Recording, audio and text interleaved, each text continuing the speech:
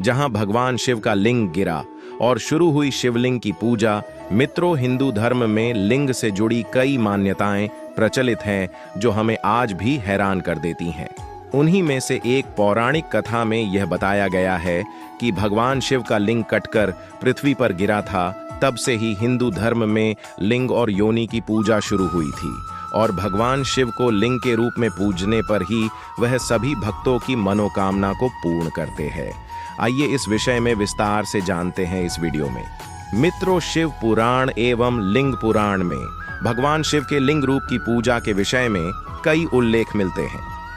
इन पुराणों में यह भी बताया गया है कि एक श्राप के कारण भगवान शिव का लिंग कटकर धरती पर गिर गया था। तब से भगवान शिव को लिंग के रूप में पूजा जाने लगा। शिव का लिंग जहां पर कटकर गिरा था वह स्थान जागेश्वर धाम कहलाता है।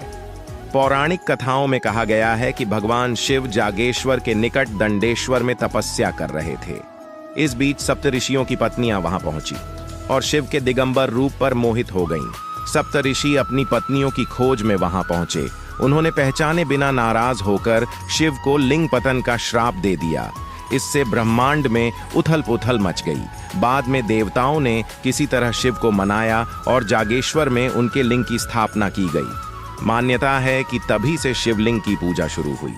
इस पौराणिक कथा का विस्तार इस प्रकार भी बताया गया है। दक्ष प्रजापति के यज्ञ में माता सती के आत्मदाह से दुखी भगवान शिव ने यज्ञ की भस्म लपेटकर दारुक वन के घने जंगलों में लंबे समय तक तप किया। इसलिए यह जगह शिव की तपस्थली के रूप में जानी जाती है। इन्हीं जंगलों में वशिष्ठ आदि सप्त ऋषि अपनी पत्नियों सहित कुटिया बनाकर तप करते थे। एक बार भगवान शिव दिगंबर अवस्था में ध्यान में लीन थे। उस दौरान एक दिन इन सप्तऋषियों की पत्नियां जंगल में कंदमूल, फल एवं लकड़ी आदि के लिए गई थीं, तो उनकी नजर दिगंबर शिव पर पड़ी। भगवान शिव के सुगठित शरीर को देखकर ऋषियों की पत्नियां शंकर भगवान पर मोहित हो गईं। शंकर भगवान अपनी तपस्या में रम थे, उन्होंने उनकी ओर ध्यान नहीं दिया। फिर ऋषियों की पत्नियां काम स्वरूप में अंधी होकर वहीं मूर्छित हो कर गिर गईं।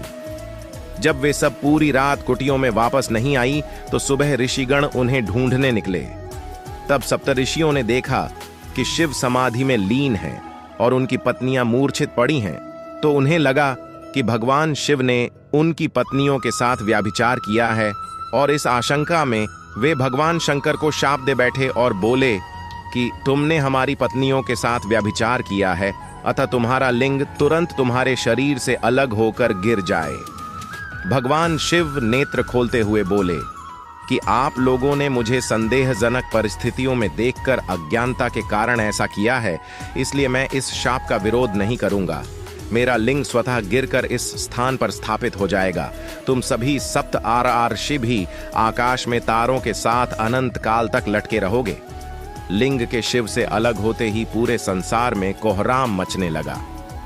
ब्रह्मदेव ने संसार को इसके प्रकोप से बचाने के लिए ऋषियों को मां पार्वती की उपासना करने के लिए कहा।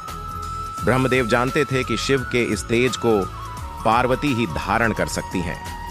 ऋषियों ने मां पार्वती की उपासना की। पार्वती ने योनि रूप में प्रकट होकर शिव के लिंग को धारण किया। इस प्रकार यह शिवलिंग की स्थापना हो गई। पौराणिक मान्यताओं के अनुसार सबसे पहले शिवलिंग का पूजन जागेश्वर से ही प्रारंभ हुआ। मानसरोवर की यात्रा पर निकलने वाले यात्री इस धाम की अर्चना करके आगे बढ़ते हैं। यहाँ करीब 200 से ज्यादा मंदिर हैं। जागेश्वर धाम अल्मोड़ा से 29 किमी दूर देवदार के घने